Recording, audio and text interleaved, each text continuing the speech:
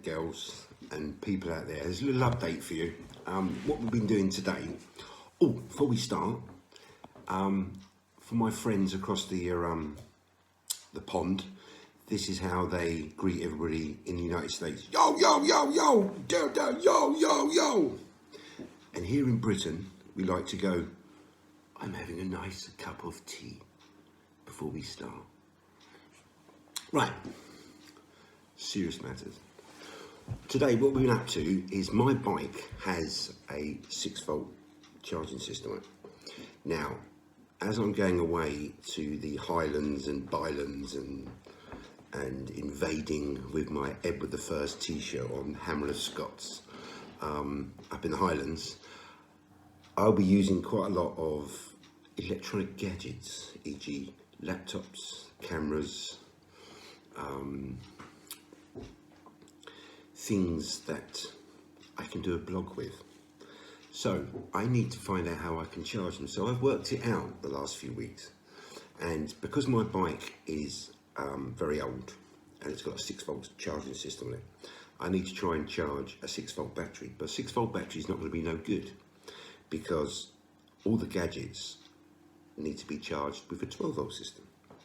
Hence, what I've done is I bought 2 6-volt batteries from an MGB GT. There's exactly the same sort of car as what my brother has. He has an MGC, and it's very nice, very nice. Anyway, I diverse. So I've got these 2 6-volt batteries. You can connect them up in parallel, so it's plus to plus, minus to minus, and you have a 6-volt power supply.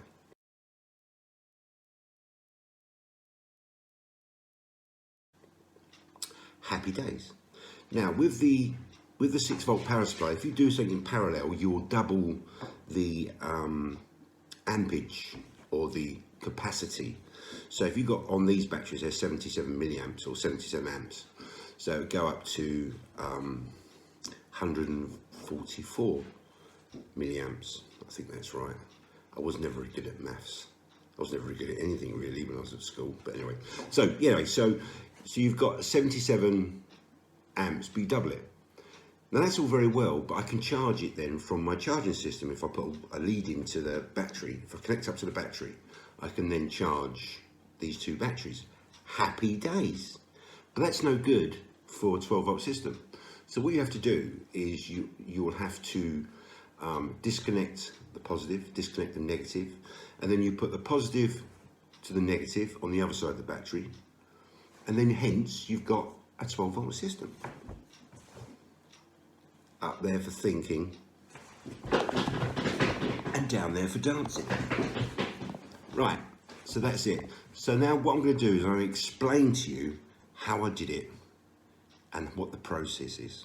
Here we go there. So you can see now it's running a 6-volt system, and that is with the positive to positive and on the 2 batteries. So it's really easy to do. It's very, very, very, very, very easy. And then there's a system there as a 6-volt system. So you've got, like I say, the positive goes to the positive onto the 2 batteries. The negative goes to the negative on both the batteries. And there's the lead that will eventually go from the sidecar over to the motorcycle.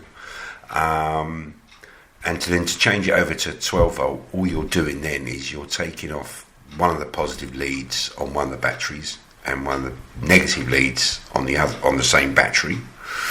You're then taking it over, so you're putting plus to minus on one battery over to the other battery, and then that instantly becomes a 12-volt system because you're doing it in series.